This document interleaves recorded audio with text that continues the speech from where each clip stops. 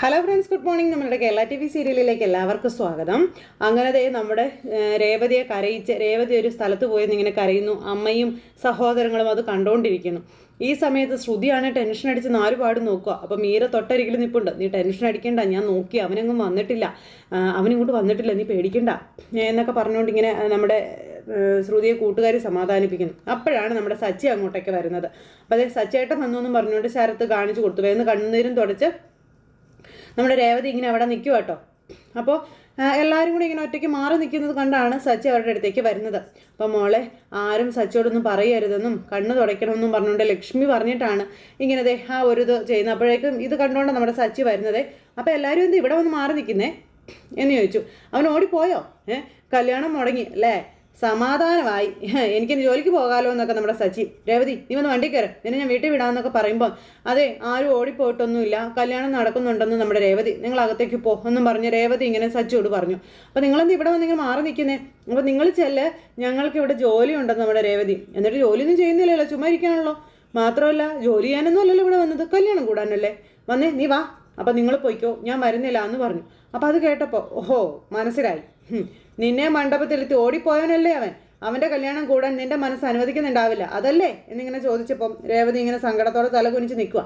അതും ശരിയാ, എനിക്കും ഈ കല്യാണത്തിൽ പങ്കെടുക്കാൻ യാതൊരുവിധ താല്പര്യവും ഇല്ല, പിന്നെ വന്നില്ലെങ്കിൽ അച്ഛനും അച്ഛമ്മയും വഴക്ക് പറയും, അതുകൊണ്ട് മാത്രം ഞാൻ വന്നതാണെന്ന് സച്ചി പറഞ്ഞു. നീ വന്നേ, വാ, നമുക്കൊന്ന് പോയി ചെന്ന് തല കാണിച്ചിട്ട് പോകാം, താലികെട്ട് കഴിഞ്ഞ ഉടനെ നമുക്ക് പോകാം, നീ വാ എന്ന് പറഞ്ഞുകൊണ്ട് സച്ചി ഇങ്ങനെ വിളിക്കുന്നു. രേവതി അനങ്ങുന്നില്ല. അപ്പോൾ ഇങ്ങനെ അമ്മയും അനുജത്തെയൊക്കെ നോക്കി നിൽക്കുന്നു. അപ്പോൾ ഇതെന്താ ആരും വരാത്തെ? വാ നീ വരാനല്ലേ പറഞ്ഞത് എന്ന് പറഞ്ഞ് വീണ്ടും വിളിച്ചു. അപ്പോൾ ഞാൻ വരുന്നില്ല, നിങ്ങൾ പോയിക്കോളാൻ പറഞ്ഞു. എനിക്ക് ഫോൺ ചെയ്ത് വാ എന്ന് പറഞ്ഞിട്ട് ഇപ്പം നിനക്കെന്താ പറ്റിയെന്ന് ചോദിച്ചു സച്ചി. അപ്പോൾ സച്ചേട്ടാ അവർ എന്ന് പറഞ്ഞ് പറയാൻ തുടങ്ങുമ്പോൾ ദേവു വേണ്ടാന്ന് പറഞ്ഞുകൊണ്ട് രേവതി തടയാൻ നോക്കി. അപ്പോൾ തന്നെ സച്ചിക്ക് കാര്യം മനസ്സിലായി. അപ്പം ഞാൻ വീട്ടിൽ പൊക്കോളാം, നിങ്ങൾ അകത്തേക്ക് ചെല്ലെന്ന് പറഞ്ഞ് രേവതി പോകാൻ തുടങ്ങുമ്പോൾ അവിടെ നിൽക്കാൻ പറഞ്ഞത് കയ്യിൽ പിടിച്ചങ്ങ് നിർത്തി. നിന്നെ ആരെങ്കിലും എന്തെങ്കിലും പറഞ്ഞോ? എന്താ സംഭവിച്ചതെന്ന് എനിക്ക് അറിയണം, അറിഞ്ഞേ പറ്റുമെന്ന് പറഞ്ഞു. അപ്പോൾ എന്നെ ആരും ഒന്നും പറഞ്ഞില്ല എന്ന് പറഞ്ഞ് രേവതി കരയുന്നു. ആ കണ്ണുനീര് കണ്ടപ്പോൾ തന്നെ സച്ചിക്ക് കാര്യം മനസ്സിലായി കേട്ടോ. അപ്പോൾ എനിക്ക് തലവേദനിക്കുന്നു, അതാ കണ്ണ് നിറഞ്ഞത് എന്നൊക്കെ പറഞ്ഞ് അങ്ങനെ പറയുമ്പോൾ സച്ചി ഇങ്ങനെ നോക്കിക്കൊണ്ട് തന്നെ നിൽക്കുക. അപ്പോൾ രേവതി നോണ പറഞ്ഞാന്ന് മനസ്സിലായി. രേവതി, കള്ളം പറയരുത് എന്നോട്, നിങ്ങളുടെ ആരുടെയും മുഖം ശരിയല്ല, അമ്മ എന്താ നടന്നത് എന്ന് പറയാൻ പറഞ്ഞു ലക്ഷ്മിയോട്. അപ്പോൾ അമ്മ എന്ന് പറഞ്ഞ് രേവതി വിളിച്ചു. പക്ഷേ അമ്മ പറഞ്ഞു, മോനെ എനിക്ക് എന്ത് പറയണം എന്നറിയില്ല, ഞങ്ങൾ പാവങ്ങളാ, ജോലി ചെയ്ത് അന്നന്ന് കിട്ടുന്നത് കൊണ്ട് കഴിയുന്നവരാ, അതുകൊണ്ട് ഇത്രയും വലിയ ആർഭാടങ്ങൾക്കൊക്കെ നിന്ന് തരാൻ ഞങ്ങൾ യോഗ്യരല്ല എന്നൊക്കെ പറഞ്ഞ് അങ്ങനെ പറയണം.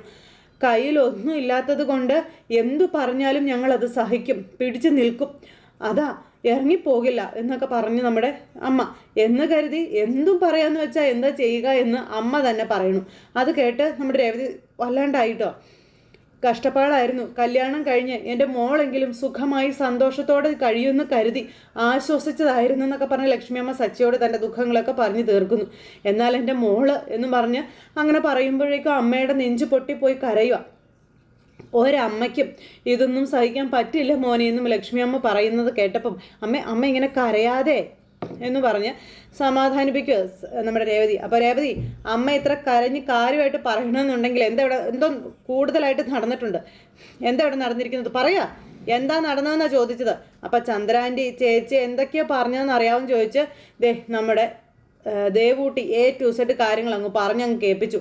അങ്ങനെ നമ്മുടെ രേവതി രാശിയില്ലാത്തവളാണെന്നും രേവതി കത്തിച്ച വിളക്ക് വിളങ്ങില്ലെന്നും മണ്ഡപത്തിൽ നീ ഒരു ദുർശകനമാണെന്നും രണ്ടുപേരും നല്ല രീതിയിലൊന്ന് ജീവിച്ചോട്ടെ, നീ അവരുടെ ജീവിതം നാശമാക്കരുതെന്നും നീ തൊട്ട് നിന്റെ രാശി ഇവർക്ക് കൊടുക്കരുതെന്നൊക്കെ പറഞ്ഞതെല്ലാം അങ്ങനെ അങ്ങ് പറഞ്ഞു. അപ്പോൾ ഇതൊക്കെ കേട്ട് ചേച്ചി ആകെ തകർന്നു പോയി. ചേച്ചിക്ക് നല്ല വിഷമമുണ്ട്, കരഞ്ഞോണ്ടാ ഇങ്ങോട്ട് വന്നതെന്നുള്ള കാര്യമൊക്കെ നമ്മുടെ കൊച്ചങ്ങ് പറഞ്ഞു കേൾപ്പിച്ചു. ഇത് കേട്ട് നമ്മുടെ സച്ചിക്ക് ഒടിമുടി വിറഞ്ഞങ്ങ് നിൽക്കുക. അപ്പോൾ അവരങ്ങനെയൊക്കെ പറഞ്ഞപ്പോൾ നീ കരഞ്ഞോണ്ടിങ്ങ് വന്നല്ലേ, നല്ല മറുപടിയല്ലേ അവർക്ക് കൊടുക്കേണ്ടിയിരുന്നത്, എന്നോട് നാക്കിട്ടടിക്കാറുണ്ടല്ലോ, എന്തേ അവരോടൊന്നും പറയാതിരുന്നതെന്ന് സച്ചി ചോദിച്ചു. എല്ലാം നീ കേട്ട് നിന്നല്ലേ? നിങ്ങളാരും അവരോടൊന്നും പറഞ്ഞതുമില്ല, എല്ലാം കേട്ടിങ്ങനെ നിന്ന എല്ലാം നേരെ ആവും ചോദിച്ചു. അപ്പം ഞാനെന്തെങ്കിലും പറഞ്ഞ രേവതിക്ക് തന്നെയല്ലേ പ്രശ്നം, അവൾക്ക് ആ വീട്ടിൽ ജീവിക്കണ്ടേ എന്ന് ലക്ഷ്മി ഇങ്ങനെ പറയുമ്പോൾ ആ വീട്ടിൽ എന്നോടൊപ്പമാണ് ഇവള് ജീവിക്കുന്നത്, അവരുടെ കൂടെ അല്ല എന്ന് നമ്മുടെ സച്ചി അന്നേരം പറയണം. എന്തിനാ നീ ഇങ്ങനെ പേടിക്കുന്നേ? അവർ പറഞ്ഞത് കേട്ട് കരഞ്ഞോട് വന്നിരിക്കുന്നു എല്ലാവരും. ഇതങ്ങനെ വിട്ടുകൊടുക്കാൻ പറ്റില്ല എന്ന് പറഞ്ഞ് സച്ചി നീ വന്നേ എന്ന് പറഞ്ഞ് വിളിക്കുമ്പോൾ വേണ്ടെന്നും പറഞ്ഞ് അപ്പോൾ ഇപ്പോൾ എന്തെങ്കിലും നിങ്ങൾ പറയാൻ പോയാൽ ഞാനത് നിങ്ങളെ കൊണ്ട് ചെയ്യിക്കുന്നതായിട്ടേ വരുവുള്ളൂ എന്ന് പറഞ്ഞ് രേവതി തടഞ്ഞു. ഒന്നും വേണ്ട വിട്ടേക്ക് പ്ലീസ് എന്നും പറഞ്ഞ് രേവതി. അപ്പോൾ ശരിയാ സച്ചി, ആ കുറ്റവും രേവതിയുടെ തലയിലാകും, ഒന്നും ചോദിക്കേണ്ട മോനെ എന്ന് പറഞ്ഞു. അപ്പോൾ പറയേണ്ട സമയത്ത് പറയണം, വാ ഇങ്ങോട്ടെന്ന് പറഞ്ഞുകൊണ്ട് രേവതിയെ പിടിച്ച് വലിച്ച് കൊണ്ടുപോകുമോ നമ്മുടെ സച്ചി. അവിടെ നേരം താലിപൂജയും കാര്യങ്ങളൊക്കെ നടക്കുക നല്ല ഭംഗിയായിട്ടല്ല. അപ്പോഴേക്കും നമ്മുടെ രവിയേട്ടനും അതുപോലെ തന്നെ നമ്മുടെ അമ്മയും കൂടി അവരെ ആരെയും കാണാതെ ഇങ്ങനെ പരസ്പരം അങ്ങോട്ടും ഇങ്ങോട്ടും ചോദിച്ചു അവരെ ആരെയും കണ്ടില്ലല്ലോ എന്ന്. അപ്പോഴേക്കും സച്ചി രേവതിയുടെ കയ്യും പിടിച്ചിങ്ങ് വരുക. അപ്പോഴാണ് നമ്മുടെ അച്ഛമ്മ അങ്ങോട്ടേക്ക് ചെല്ലുന്നത്, ഇവരെ കാണുന്നതും. നീ വന്നോ, നീ എന്താ വൈകിയെന്ന് ചോദിച്ചു. മോളെ എവിടെ പോയതാ നീ? ലക്ഷ്മി കല്യാണം നടക്കുമ്പോൾ നിങ്ങളൊക്കെ എവിടെ പോയതാണെന്ന് ചോദിച്ച അച്ഛമ്മ ചെല്ലുന്നത്. നിങ്ങളെ കാണാത്തതുകൊണ്ട് ഞാൻ അന്വേഷിച്ച് വന്നതെന്ന് പറഞ്ഞപ്പോൾ മര്യാദ ഇല്ലാത്തടത്ത് എന്തിനു നിൽക്കണം അച്ഛമ്മേ എന്ന് ചോദിച്ചു. അമ്മ എന്താടാന്ന് ചോദിച്ചപ്പോൾ അമ്മ രേവതി എന്തൊക്കെയാ പറഞ്ഞതെന്ന് അറിയാവോ? അച്ഛമ്മ ഇവിടെ ഉണ്ടായിരുന്നില്ലേ, ഇതൊന്നും കേട്ടുമില്ലേ എന്നൊക്കെ ചോദിച്ചു. അപ്പോൾ എന്താ ചന്ദ്ര പറഞ്ഞു എന്ന് അച്ഛമ്മ ചോദിച്ചു. വന്നപ്പോൾ മുതൽ തുടങ്ങിയതല്ലേ കുത്തുവാക്കുകൾ പറയാൻ, ഒടുവിൽ മണ്ഡപത്തിൽ വെച്ചും പറഞ്ഞു എന്ന് നമ്മുടെ അനിയത്തി അങ്ങ് പറഞ്ഞു. അപ്പോൾ നടന്നതല്ല അച്ഛമ്മയോടും പറയുക. ഇതൊക്കെ കേട്ട് കഴിഞ്ഞപ്പോൾ അച്ഛമ്മയുടെ രക്തം അങ്ങ് തിളച്ചില്ലേ. അവളുടെ അഹങ്കാരമേ ഞാൻ തീർത്തു കൊടുത്തോളാമെന്നും പറഞ്ഞ അച്ഛമ്മ ഇവളെ കരയിച്ചിട്ടേ അവർ സന്തോഷിക്കേണ്ട, സുധിയുടെ കല്യാണം അങ്ങനെ നടത്തണ്ടായി എന്നും പറഞ്ഞുകൊണ്ട് നമ്മുടെ സച്ചിയും അച്ഛമ്മയും അപ്പോൾ വേണ്ട മോനെ എന്നും പറഞ്ഞുകൊണ്ട് നമ്മുടെ ലക്ഷ്മി പറഞ്ഞപ്പോൾ പ്രശ്നം ഉണ്ടാക്കരുത്, വേണ്ടാന്ന് പറഞ്ഞു. അപ്പം ഞങ്ങൾ പറഞ്ഞിട്ടാ നീ ഇതൊക്കെ ചെയ്യുന്നതെന്ന് ചേച്ചി പറയുമെന്നൊക്കെ പറഞ്ഞു. ആ കുറ്റവും ഞങ്ങളുടെ തലയിലാകും, ഇത് വലിയ വിഷയമാക്കണ്ട, വിട്ടേക്ക് മോനെ എന്ന് പറഞ്ഞു. അപ്പം അമ്മ നിങ്ങൾ എന്തിനാ അവരെ പേടിക്കുന്നത്? അവരെന്താ സിംഹപുരിയ വല്ലതാണോ? ഇത് ചോദിച്ചിട്ട് തന്നെ രേവതി വരാൻ പറഞ്ഞു പിടിച്ച് വലിച്ച് മണ്ഡപത്തിലേക്ക് കൊണ്ടുപോവുക. അപ്പോൾ നീ ഇത് എവിടെയായിരുന്നടാ, എത്ര നേരമായി നിന്നെ കാത്തു നിൽക്കുന്നു, മുഹൂർത്തത്തിന് സമയമായി ഞാൻ പറഞ്ഞല്ലേ എന്ന് ചോദിച്ചുകൊണ്ട് അച്ഛൻ അന്നേരം ഇറങ്ങി വന്നു. അച്ഛൻ ഇറങ്ങി വന്ന് ഇങ്ങനെ നിൽക്കുന്നു. ഈ സമയത്ത് നമ്മുടെ സച്ചി അച്ഛാ കുറച്ച് സമയം ചടങ്ങൊന്ന് നിർത്തി വയ്ക്കാൻ പറഞ്ഞു. അപ്പോൾ എല്ലാവരും അങ്ങോട്ടും ഇങ്ങോട്ടും നോക്കുക. ശ്രുതിയാണെങ്കിൽ ഇപ്പോൾ അവളെ ബോധം കെട്ട് വീഴുന്ന കണ്ടീഷനില്ല. അപ്പം നാദസ്വരക്കാരോടാണ് നിർത്തി വയ്ക്കാൻ പറഞ്ഞത്. അപ്പോൾ എന്ത് പറ്റിയെന്ന് തിരുമേനി ചോദിച്ചു. കുറച്ച് സമയം ഇൻ്റർവെൽ കൊടുക്കുക, കാര്യമുണ്ട് എന്നും പറഞ്ഞ് നമ്മുടെ സച്ചി തന്നെ അങ്ങനെ പറയണം. അപ്പോൾ ശ്രുതിയും ഇങ്ങനെ നോക്കുമ്പോൾ എടാ എന്താണ് നീ കാണിക്കുന്നത്? ഇവിടെ നടക്കുന്ന ഒരു പവിത്രമായ ചടങ്ങാണെന്ന് അറിയില്ലേ നിനക്ക്? അതിനിടയിൽ നീ കയറി വന്ന് കുട്ടികളി കളിക്കുകയാണെന്ന് ചോദിച്ചു ചന്ദ്രമതി അങ്ങോട്ടേക്ക് ചെന്നില്ലേ. അപ്പോഴേക്കും നമ്മുടെ സച്ചി ഇങ്ങനെ നോക്കുവാണ് എല്ലാത്തേയും തുറിച്ച്. മുഹൂർത്തം കഴിയാറായി, താലി കെട്ട് പെട്ടെന്ന് നടത്തണം, അല്ലെങ്കിൽ ശരിയാവില്ല എന്നൊക്കെ പറഞ്ഞുകൊണ്ട് നമ്മുടെ സച്ചിയോട് പറയുന്നു ചന്ദ്രമതി. ചടങ്ങ് തുടങ്ങുക തിരുമേനിന്ന്. നിങ്ങൾ ഇവൻ്റെ താലികെട്ടോ ചോറൂണോ കാതുകുത്തി മുട്ടയടിക്കലോ എന്ത് വേണമെങ്കിലും നടത്തിക്കോ, എനിക്കതൊന്നും ഒരു പ്രശ്നമല്ല. പക്ഷെ ഞാൻ പറയുന്നത് കേട്ട് അതിന് മറുപടി പറഞ്ഞിട്ട് മതി എന്തും എന്ന് ചന്ദ്രമതിയുടെ തല കൊയ്യുന്ന രീതിയിൽ സംസാരിക്കും നമ്മുടെ സച്ചി. അപ്പോൾ സച്ചി ഇവിടെ എന്താ നടക്കുന്നതെന്ന് അറിയില്ലേ നിനക്ക് എന്ന് അച്ഛൻ ചോദിച്ചപ്പോൾ അറിയാച്ചാ, കണ്ണിന് മുന്നിൽ നടക്കുന്നത് എന്താണെന്ന് എല്ലാവർക്കും അറിയാം. അപ്പോഴേക്ക് ശ്രുതിയുടെ നെഞ്ചിടിക്കാൻ തുടങ്ങി, ചന്ദ്രമതിയുടെ നെഞ്ചിടിക്കാൻ തുടങ്ങി. എന്നാൽ ആരുടെയും കണ്ണിൽ പെടാതെ ഇവിടെ പലതും നടക്കുന്നുണ്ട് സൈലൻ്റ് ആയിട്ട്, അതാർക്കും അറിയില്ല എന്ന് പറഞ്ഞപ്പം എന്താ സച്ചി എന്താ ഇവിടെ നടന്നതെന്ന് ചോദിച്ചു. ഇവിടെ ചിലരെ നല്ലവരായിട്ട് അഭിനയിക്കുക, അവരുടെ മനസ്സിലുള്ളതും പിന്നിൽ നിന്നും ചെയ്യുന്നത് മറ്റാരും അറിയില്ലെന്നാണ് വിചാരമെന്നൊക്കെ പറഞ്ഞ് നമ്മുടെ സച്ചി പറയുമ്പോൾ ശ്രുതി ഞെട്ടുക. എന്താണ് ഈ കാണിക്കുന്നത്? മനോനില തെറ്റിയവരെ പോലെ വന്ന് ഓരോന്ന് പെറുപുറുക്കാണോ എന്ന് ഞാൻ ചോദിച്ചപ്പം ആരുടെ മനോനിലയുടെ തെറ്റിയത്? മിണ്ടാതിരിക്കുന്നതാണ് നിനക്ക് നല്ലതെന്ന് പറഞ്ഞ് ശ്രുതിയുടെ വായ അടപ്പിച്ചു സച്ചി. അപ്പോൾ സച്ചി എന്താണ് പ്രശ്നം, നീ എന്തൊക്കെയാണ് പറയുന്നതെന്ന് ചോദിച്ചു. അപ്പോൾ എനിക്കൊന്നും മനസ്സിലാകുന്നില്ല, അത് ഇവിടെ നടന്നതൊന്നും അച്ഛനറിയില്ല, രേവതിയോട് എന്തൊക്കെയാ പറഞ്ഞതെന്ന് അറിയാമെന്ന് ചോദിച്ചു. അപ്പോൾ രേവതിയോട് എന്താ പറഞ്ഞതെന്ന് അച്ഛൻ ചോദിച്ചു. ആരാ പറഞ്ഞേ എന്ന് ചോദിച്ചപ്പോൾ ചന്ദ്രമതിയുടെ ചീട്ട് കീറി.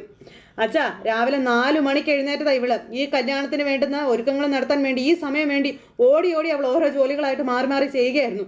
കല്യാണം നല്ല രീതിയിൽ നടക്കാൻ വേണ്ടിയായിരുന്നു, ഈ കല്യാണം നടക്കാൻ വേണ്ടി തന്നെ ഇവള് പ്രാർത്ഥിച്ചതും.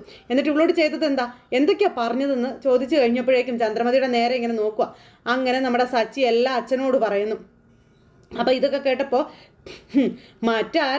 ഇതൊക്കെ ആരാ പറഞ്ഞതെന്ന് അച്ഛൻ ചോദിച്ചപ്പോൾ മറ്റാരാ, നിന്റെ ഭാര്യ തന്നെയാണെന്ന് പറഞ്ഞു. അത് കേട്ടപ്പോൾ രവിയേട്ടൻ ഒരു നോട്ടം നോക്കി ചന്ദ്രമതി ഇങ്ങനെ തലയും കുനിച്ച് ഇങ്ങനെ നിൽക്കുക. ഇവൾക്കല്ലാതെ മറ്റാർക്കും ഇങ്ങനെയൊക്കെ പെരുമാറാൻ കഴിയുക എന്നൊക്കെ ചോദിച്ചപ്പോൾ ചന്ദ്രേ അതെ ഞാൻ തന്നെ രവിയേട്ടൻ ഇങ്ങനെയൊക്കെ പറഞ്ഞ് അതിനിപ്പോൾ എന്താ എന്ന് രവിയേട്ടനോട് ചോദിക്കുന്നു. പറഞ്ഞത് കേട്ടില്ലേ അച്ഛാ, അഭിമാനത്തോടെയാണ് പറയുന്നത് ഞാനാ ഇതൊക്കെ പറഞ്ഞതെന്ന്. ഇവരുടെ അഭിമാനം അച്ഛൻ കണ്ടില്ലേ എന്ന് ചോദിച്ചു. അപ്പോൾ രേവതിയെ പിടിച്ച അടുത്തേക്ക് നിർത്തിയിട്ട് എന്തിനാ ഇവളെക്കുറിച്ച് നിങ്ങൾ അങ്ങനെയൊക്കെ പറഞ്ഞത്? ഇവളെന്താ രാശികെട്ടവളാണോ എന്ന് ചോദിച്ചു. ഇവള് വിളക്ക് കത്തിച്ചാൽ എന്താ, മാല തൊട്ടാൽ എന്താ, അപ്പം ഞാൻ പറഞ്ഞതാണോ കുറ്റം? ഇല്ലാത്തതൊന്നും അല്ല ഞാൻ പറഞ്ഞതെന്ന് പറഞ്ഞുകൊണ്ട് ചന്ദ്രമതി അന്നേരം അവിടെ നിന്ന് ഷോ കാണിക്കുന്നു. ഇവൾ വീട്ടിൽ വലതുകാല് വെച്ച് കയറി അന്ന് മുതൽ പ്രശ്നങ്ങളുടെ ഘോഷയാത്രയാണ് നടന്നതൊക്കെ. എണ്ണി ഞാൻ പറയണോ എന്നും ചോദിച്ചുകൊണ്ട് നമ്മുടെ ചന്ദ്രമതി ഇങ്ങനെ പറഞ്ഞപ്പോൾ ചന്ദ്രേ എന്താ നീ മനസ്സിൽ കരുതിയിരിക്കുന്നതെന്ന് ചോദിച്ചു രവിയേട്ടൻ. രേവതിയെക്കുറിച്ച് അങ്ങനെയൊന്നും പറയരുതെന്ന് 1000 വട്ടം നിന്നോട് ഞാൻ പറഞ്ഞിട്ടുള്ളതല്ലേ, എന്നിട്ടും നീ ഇതൊന്നും നിർത്താത്തത് എന്താ? കല്യാണം നടക്കുന്ന ഇവിടെ വെച്ചു പോലും നീ നിന്റെ തനിനിറം കാണിക്കുകയാണോ എന്ന് അച്ഛൻ ചന്ദ്രമതിയോട് ചോദിച്ചു. രേവതി കരഞ്ഞുകൊണ്ട് തന്നെ ഇങ്ങനെ നിൽക്കുക കേട്ടോ. അമ്മേ, ഏട്ടത്തി പാവമാണ്, രാവിലെ മുതൽ ഇതുവരെ കല്യാണം നല്ല രീതിയിൽ നടക്കാൻ വേണ്ടി ഓടെ നടക്കുമായിരുന്നു എന്ന് ശ്രീയും പറഞ്ഞു. അമ്മ ഏട്ടത്തിയുടെ നല്ല മനസ്സ് കാണുന്നില്ല, പിന്നെ എന്തിനാ ഏട്ടത്തെക്കുറിച്ച് ഇങ്ങനെയൊക്കെ പറയുന്നതെന്നും ശ്രീ ചോദിച്ചു. അത് കേട്ടപ്പോൾ ചന്ദ്രമതിക്കൊന്നും പറയാനില്ല. സ്വന്തം മരുമകളോട് ഇങ്ങനെയാണോ നീ പെരുമാറേണ്ടതെന്ന് അച്ഛമ്മ ചോദിച്ചു. എല്ലാ എണ്ണം കൂടെ പഞ്ഞി കിട്ടില്ലേ ചന്ദ്രമതിയെ, മണ്ഡപം പൊളിച്ചടുക്കി. വീട്ടിലെല്ലാ ജോലികളും ചെയ്യുന്നത് ഇവളുണ്ടാക്കുന്ന ഭക്ഷണമല്ലേ 3 നേരവും തിന്നുന്നത്. അപ്പോൾ എന്താ ഇവള് രാശി കെട്ടവളല്ലേ എന്ന് ചോദിച്ചു. ഇവള് തൊട്ടത് നിങ്ങൾക്ക് തിന്നാൻ കൊള്ളാവോ? അപ്പോൾ ഇവള് രാശി കെട്ടവള് തന്നെയാ, ഞാനത് 100 പ്രാവശ്യം പറയും എന്നും പറഞ്ഞുകൊണ്ട് ചന്ദ്രമതി ഇങ്ങനെ വീണ്ടും വീണ്ടും പറയുന്നു. ഇവള് രാശി കെട്ടവളായതുകൊണ്ടാ നിന്റെ കാറ് ഈ അവസ്ഥയിലായത്. എൻ്റെ ഈ കാർ അവസ്ഥയിലായത് വേറൊരുത്തൻ കാരണമാണ്. അതിന് ഇവളെന്താ വെച്ചതെന്ന് ചോദിച്ചു. എന്തിനാ ഇവളുടെ രാശിയെപ്പറ്റി നിങ്ങൾ പറയുന്നതെന്ന് ചോദിച്ചു. ഇവള് ചെന്ന് ഒരു ഉയർന്ന പോലീസ് ഉദ്യോഗസ്ഥൻ്റെ ഭാര്യയോട് കരഞ്ഞ് കെഞ്ചി പറഞ്ഞത് കൊണ്ടാണ് ഞാനിപ്പോൾ ഇവിടെ നിൽക്കുന്നത്. ഇല്ലെങ്കിലേ ഞാനിപ്പോൾ ജയിലിൽ കിടന്നേനെ എന്നുള്ള കാര്യം നമ്മുടെ സച്ചി പറയുന്നു. അതൊന്നും ഇവർക്ക് പ്രശ്നമല്ല. ഇവള് കാരണം ഞാൻ പുറത്തിറങ്ങിയത്, ഇവള് കാരണം എനിക്ക് നല്ലത് മാത്രമേ നടന്നിട്ടുള്ളൂ, അല്ലാതെ മോശമൊന്നും നടന്നിട്ടില്ല എന്നും പറഞ്ഞു. ചന്ദ്രമതി തല കുനിച്ച് നിൽക്കുന്നു. ഒരു മരുമകളെ കല്യാണ മണ്ഡപത്തിൽ ഇരുത്തിയാൽ മറ്റൊരു മരുമകളെക്കുറിച്ചാണ് നീ ഇങ്ങനെയൊക്കെ പറയുന്നത്. ശ്രുതി നിന്നെക്കുറിച്ച് എന്താ വിചാരിക്കുക? വീട്ടിലേക്ക് വരാൻ പേടി തോന്നില്ലേ അവൾക്ക്? ശ്രുതിക്ക് എന്നെക്കുറിച്ച് എല്ലാം അറിയാം, അല്ലാതെ എൻ്റെ കൊച്ച് എന്നെക്കുറിച്ച് മറ്റൊന്നും വിചാരിക്കല്ലെന്ന് ചന്ദ്രമതി. എൻ്റെ മോൻ്റെ കല്യാണം നടക്കരുതെന്നാണോ നിൻ്റെ മനസ്സിൽ? അതിനുവേണ്ടിയാണോ ഇവൻ അതും ഇതൊക്കെ പറഞ്ഞ് ഇളക്കി വിട്ടിരിക്കുന്നത്? ലക്ഷ്മിയോട് ഇങ്ങനെ ചോദിക്കുക ചന്ദ്രമതി. അയ്യോ, ഞാനൊന്നും പറഞ്ഞിട്ടില്ല അന്ന് ലക്ഷ്മി. അപ്പോൾ പിന്നെ പറയാതെയാണ് ഇവനിതൊക്കെ അറിഞ്ഞത്. എന്തിനാ നിങ്ങൾ അവരുടെ മെക്കിട്ട് കയറുന്നതെന്ന് സച്ചി അന്നേരം ചോദിച്ചു. നിങ്ങളോട് വഴക്കിടാൻ വന്നതല്ല അവർ, എന്നെ അവരിട്ട് ഇളക്കി വിട്ടിട്ടില്ല. കരഞ്ഞ് മൂക്കും പിഴിഞ്ഞ് നിന്റെ മുന്നിൽ അമ്മയും മോളും ഞാൻ പറഞ്ഞതും പറയാത്തതും എല്ലാം പൊടുപ്പും തൊങ്ങലും വെച്ച് പറഞ്ഞു കാണും. നീ അതെല്ലാം കേട്ട പാതി കേൾക്കാത്ത പാതി ഇവിടെ വന്ന് കലി തുള്ളുക, നാണം കെട്ടവൻ. അപ്പം കലി തുള്ളും, എനിക്ക് ദേഷ്യം വരും. രേവതിയെക്കുറിച്ച് അങ്ങനെ പറഞ്ഞാൽ എനിക്കത് സഹിക്കില്ല, ഞാൻ ചോദിക്കും എന്ന് നമ്മുടെ സച്ചി. ഇവളെ ആര് വേദനിപ്പിച്ചാലും ഞാൻ ചോദിച്ചിരിക്കും എന്ന് നമ്മുടെ സച്ചി മുഖത്തടിച്ചങ്ങ് പറഞ്ഞു. ഇതൊക്കെ കേട്ട് ഇങ്ങനെ നിൽക്കുക. ഇവരുടെ കുടുംബം എൻ്റെയും കുടുംബമാണ്, എന്തോ തോന്നിയവാസവും ഇവരോട് കാണിക്കാമെന്ന് നിങ്ങൾ കരുതണ്ടാന്നും പറഞ്ഞു. അങ്ങനെ രേവതിയെ ഭാര്യ എന്ന് പറഞ്ഞ് നെഞ്ചോട് ചേർക്കുവാണ്. ഇവർക്ക് ചോദിക്കാനും പറയാനും ആരും ഇല്ല എന്നുള്ള ധൈര്യത്തിലാണ് നിങ്ങളിത് പറയുന്നതെങ്കിൽ നിർത്തിക്കോ, അതാ നല്ലത്. ചോദിക്കാൻ സച്ചിയുണ്ട് ഇവിടെ എന്ന് നമ്മുടെ രേവതി ചന്ദ്രമതിയുടെ മുഖത്ത് നോക്കി പറഞ്ഞു. അത് കേട്ടപ്പോൾ നമ്മുടെ ലക്ഷ്മിയുടെയൊക്കെ മുഖമുണ്ടല്ലോ പറഞ്ഞറിയിക്കാൻ പറ്റാത്ത സന്തോഷത്തിൽ വിടർന്നു. അതുപോലെ അച്ചമ്മയ്ക്കും അച്ഛനും ഒക്കെ സന്തോഷമായി. സുധി മുഹൂർത്തം കഴിയാറായി, പെട്ടെന്ന് താലികെട്ടൽ ചടങ്ങ് നടത്താൻ പറഞ്ഞുകൊണ്ട് നമ്മുടെ ശ്രുതി ഇങ്ങനെ സുധിയോട് രഹസ്യത്തിൽ പറയുമ്പോൾ, അമ്മേ എന്തിനാ ഇങ്ങനെ ആവശ്യമില്ലാത്ത സംസാരത്തിന് മറുപടി പറയുന്നത്? ഇത് സമയമായി, മുഹൂർത്തം തെറ്റിക്കേണ്ടെന്ന് പറഞ്ഞപ്പം ആവശ്യമുള്ളത് തന്നെയാണ് സംസാരിക്കുന്നതെന്ന് സച്ചി സുധിയോട് പറഞ്ഞു. നീയും കേട്ടതാണല്ലോ രേവതിയെക്കുറിച്ച് അമ്മ പറയുന്നത്, നീ എന്തുകൊണ്ട് പ്രതികരിച്ചില്ല എന്ന് ചോദിച്ചു. അപ്പോൾ എനിക്കത് പ്രതികരിക്കേണ്ട കാര്യമൊന്നുമില്ല അമ്മേ, ഞങ്ങൾ ഇനിയും കാത്തിരിക്കണോ എന്ന് സുധി അമ്മയോട് ചോദിക്കുന്നു. അപ്പോഴേക്കും നമ്മുടെ സച്ചി ഓടി ചെന്നിട്ട് ആ താലി അങ്ങ് എടുത്തു. അപ്പോൾ ഇവിടെ നിൽക്കുന്ന എല്ലാവരും ഇവൻ്റെ ആളാ, നമുക്കാരുമില്ല, ഇവർക്ക് വേണ്ടിയാണ് സംസാരിക്കുന്നത്. ഇതൊക്കെ പറഞ്ഞ് ചന്ദ്രമതി വലിയ ആളാകുന്നു. സച്ചി എന്നാൽ താലി അങ്ങ് എടുത്തിട്ട് ഈ കെട്ട് ഞാൻ പറയാതെ നടക്കില്ല എന്ന് പറഞ്ഞു. ഇവർ എൻ്റെ രേവതിയോട് മാപ്പ് പറയാതെ ഈ താലികെട്ടൽ ഇവിടെ നടക്കില്ല എന്ന് നമ്മുടെ സച്ചി അങ്ങ് പറഞ്ഞില്ലേ. ആ താലിയും കൈ പിടിച്ച് ആ മുഹൂർത്തത്തെ ഇട്ട് അമ്മാനം ആടുകയാണ് നമ്മുടെ സച്ചി. അങ്ങനത്തെ അവരുടെ ജീവിതത്തെ ഇട്ട് അമ്മാനം ആടുന്നു. സച്ചി താലിയെടുത്ത് കൈ പിടിക്കുന്നു. എല്ലാവരും ഇങ്ങനെ അന്താളിച്ച് ഇങ്ങനെ നോക്കുന്നു. എല്ലാവരുടെയും കയ്യിൽ നിന്ന് കാര്യങ്ങൾ പോയി, പ്രത്യേകിച്ച് ചന്ദ്രമതിയുടെ കയ്യിൽ നിന്ന് കാര്യങ്ങൾ വിട്ടുപോയി. അപ്പോൾ താലികെട്ട് നടക്കണമെങ്കിൽ താലി വേണ്ടേ സുധി എന്ന് സച്ചി സുധിയോട് ചോദിക്കുന്നു. അയ്യോ എന്നും പറഞ്ഞുകൊണ്ട് ഇവർ രണ്ടുപേരും അങ്ങോട്ടും ഇങ്ങോട്ടും നോക്കി ഇങ്ങനെ പകച്ചിരിക്കുന്നിടത്ത് ഇന്നത്തെ കഥ അവസാനിച്ചു. എല്ലാവരും കാണണം കേട്ടോ, എല്ലാവരും മിസ് ചെയ്യാതെ കാണുക. എല്ലാവർക്കും